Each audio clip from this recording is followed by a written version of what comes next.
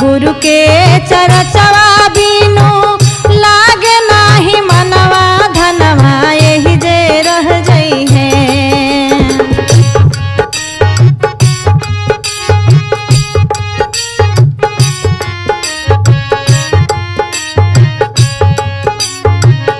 गुरु के चरचवा बीनू लागे नाही मनवा धनवा यही जे रह जई है।